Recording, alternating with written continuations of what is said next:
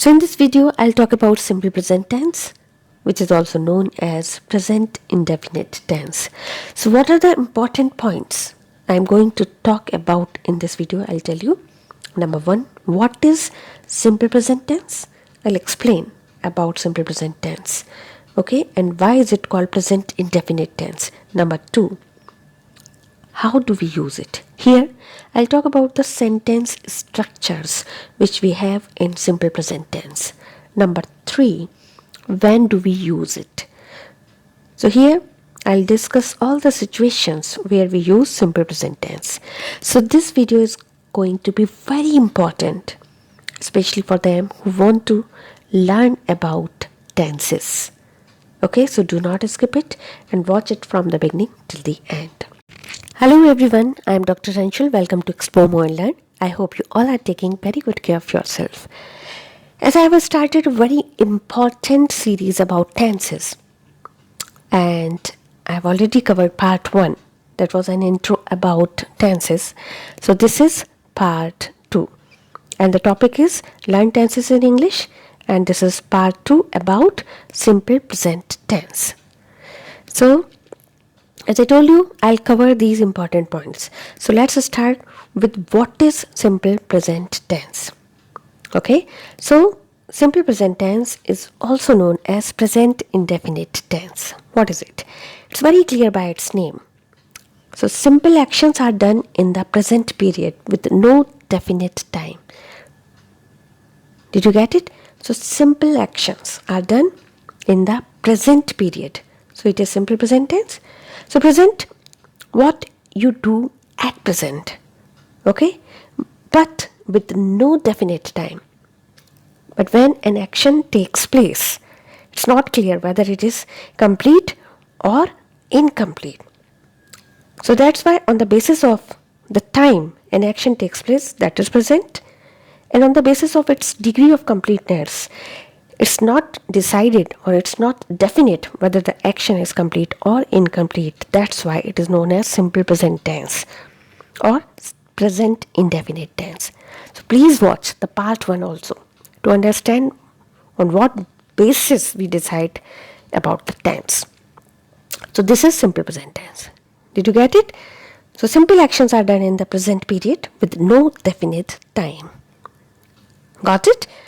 So it's very clear by its name. Why is it simple present tense or why is it present indefinite tense? Now, point number 2. How do we use it?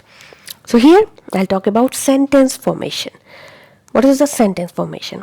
Here I'll take the 3 forms of sentences: positive form and negative form and question form. You can say interrogative sentences here. So I'll tell you sentence pattern or sentence structure in these 3 forms. Okay, so let's start with positive form. So here, what is the sentence formation or what is the sentence structure? So first, you understand that plural number with plural number or the pronouns which are considered as plural, like I, we, you, they. What is the sentence structure for plural numbers and the pronouns which are considered as plural, like I, we, you, they? Just learn them. I, we, you, they. I, we, you, they. What is the sentence structure for them? Subject plus first form of the verb. That is the base form of the verb. That means we use verb as it is, plus object if object is there. So this is the sentence structure for positive form with plural number or plural nouns. Now the sentence structure for the singular numbers or the pronouns which are considered as singular, like he, she, it. What is the sentence pattern for that? It is subject plus base form of the verb or first form of the verb plus s or es. So we add s or es to the verb plus object if object is there. Okay, so with plural number or the plural pronouns, we use the base form of the verb, but we do not use s or es after the verb. So we do not add s or es to the verb. But here we use the base form of the verb, but we add s or es, okay, with singular numbers or with singular pronouns like he, she, it. You got it? So plural number like children, teachers, brothers, sisters, boys, girls, etc., or I, we, you, they. Singular number like baby, boy, girl, teacher, sister, brother, or he, she, it. So this is the rule for plural and singular. Now I'll explain you with examples. So let's take the examples for plural number. I write a letter. As I told you, I is considered as plural pronoun. So I write a letter. Here we'll not add s to the verb. Okay, so I write a letter. Now we invite you. So we'll not add s or yes here. Okay, so we invite you, simple, as it is. Babies drink milk. They make a noise. So can you notice? Here we have used verbs as it is in their base form. Write, invite, drink or make. We have not added s or es to them. So I write a letter, we invite you, babies, because it is a plural noun. So babies drink milk. They make a noise. Now let's take examples for singular numbers or the singular pronouns. Now he writes a letter. He writes a letter. So we'll add s to this verb. He writes a letter. She invites you. Baby drinks milk. So here you see baby is a singular noun. So baby drinks milk. Sam makes a noise. Here Sam is a name which is singular. So Sam makes a noise. So you got it? So we are adding s or es to the verbs with singular numbers. Okay, but we are not adding s or es with the verbs used with plural numbers or plural pronouns. Just remember it. Now, sentence formation. We have already discussed about positive form. Now I'll talk about the sentence formation in negative form. Okay, so in negative form, what is the sentence formation? Let's take plural numbers and plural pronouns like I, we, you, they. Just learn them. I, we, you, they, I, we, you, they. So here the sentence structure is subject plus do not. Do not. And the base form of the verb plus object. And with singular numbers or singular pronouns like he, she, it. The sentence pattern is subject plus does not plus the base form of the verb, then object. So here the base form of the verb or the first form of the verb, but we do not add s or es because we are using do not, okay, with the base form of the verb. Or you can say verb 1 means the first form of the verb, okay. And here we use do plus es.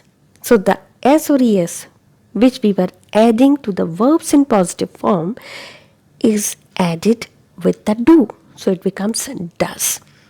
But the main verb is used in its base form, or you can say the first form of the verb without s or es. Okay, so that's why the sentence structure is subject plus does not plus the first form of the verb plus object. Okay, now I'll explain with examples. So I do not write a letter because it is the negative form. So I is considered as plural pronoun. So we'll use do not. Okay, and write. That means the base form of the verb or first form of the verb. I do not write a letter. I write a letter. I do not write a letter.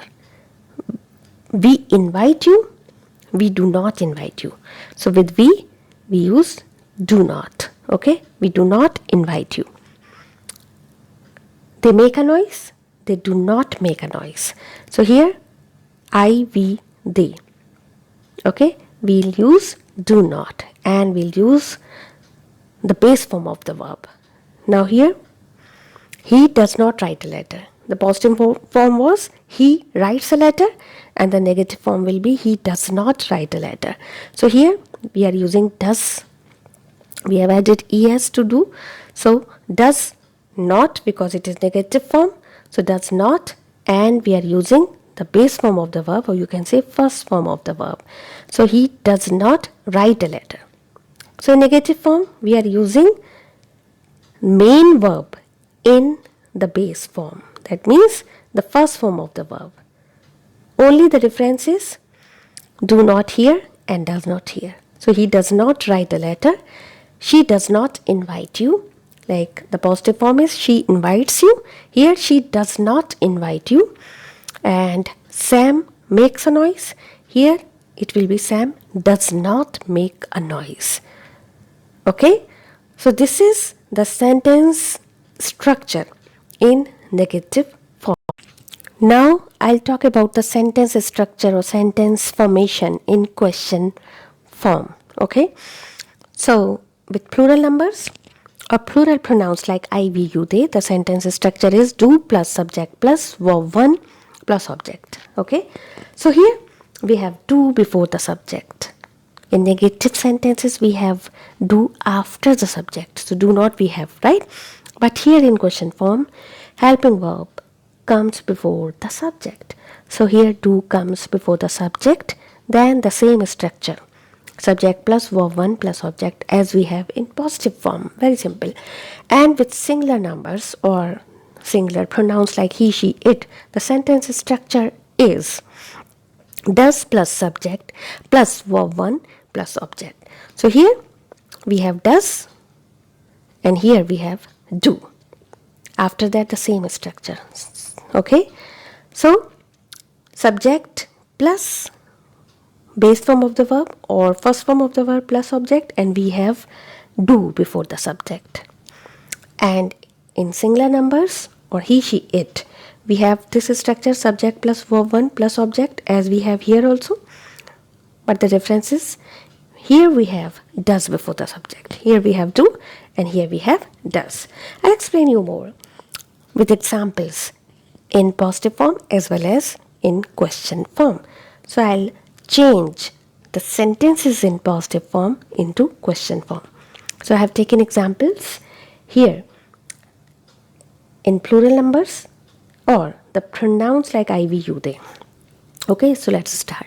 So here in positive form the sentence structure is subject plus verb 1 plus object, like I write a letter. And here the sentence structure is do comes before the subject, then the same structure subject plus verb 1 plus object. Okay, so do I write a letter, I write a letter, and here you will say do I write a letter, and the full stop will be changed into a question mark. Okay, then we invite you. Now can you think about this sentence in question form? We invite you. Yes, do we invite you? Now babies drink milk. Have you changed it? Do babies drink milk? Okay, very simple. Just add do before the subject. They make a noise. Now what will you do? Do they make a noise? Very simple.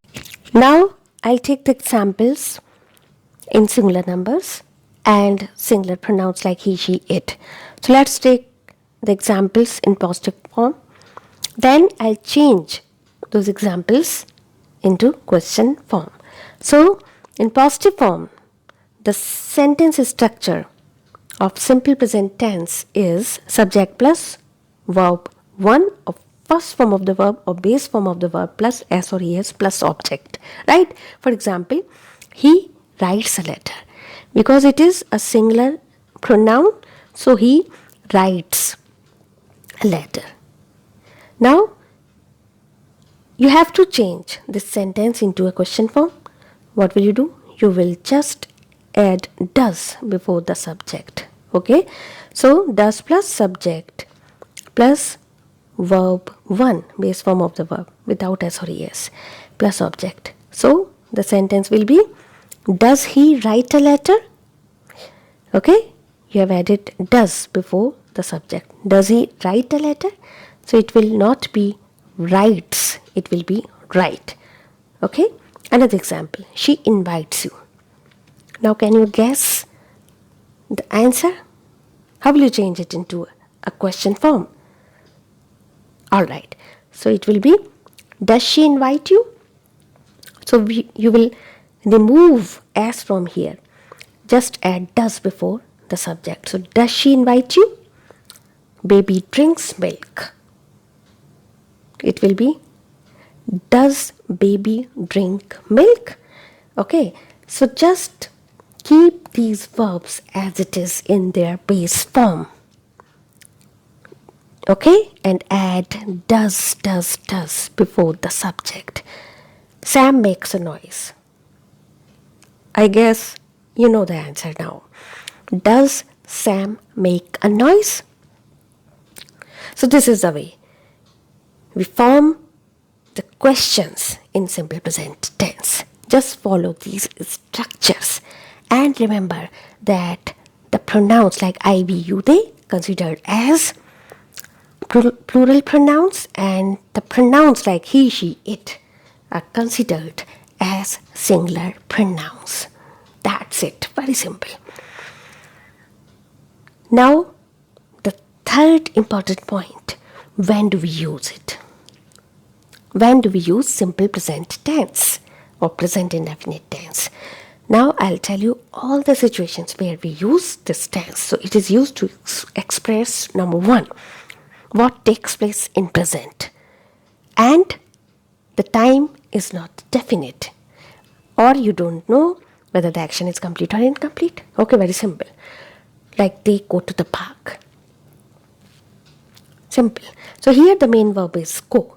You don't know whether the action is complete or incomplete. So that's why it is present indefinite tense, or you can say simple present tense. They go to the park. I support you. This is also simple present tense. So number one situation is what takes place in present. So it is taking place in present. That's why we use simple present tense.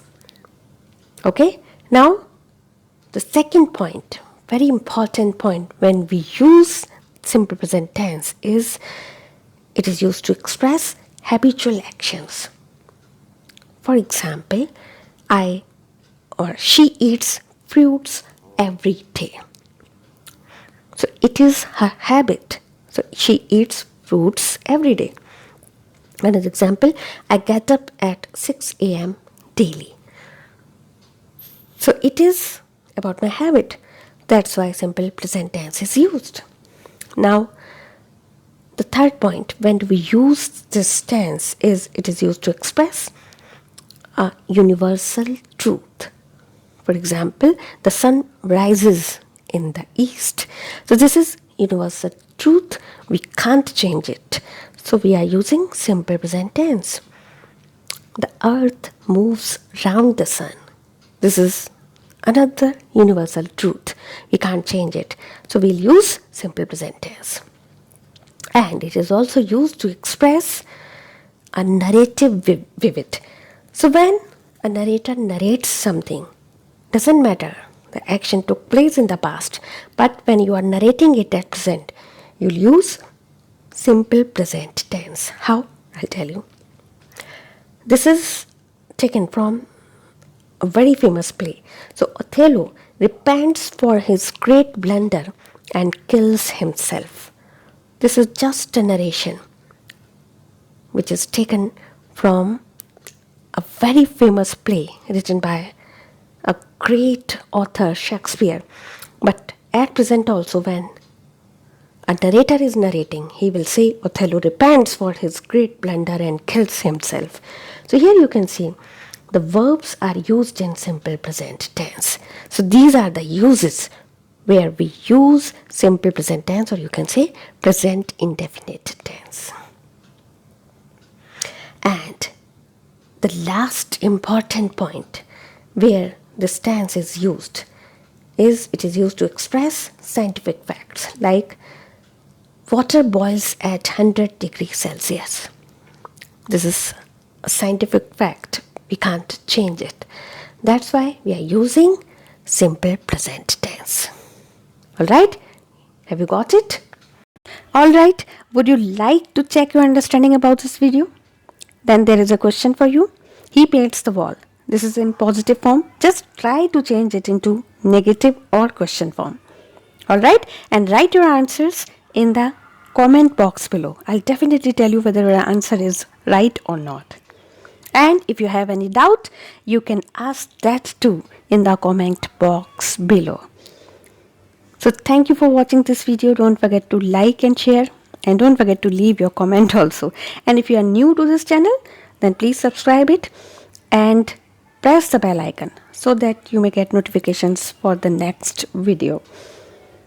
Very soon I'll upload the next part. Till then, take care. Bye bye.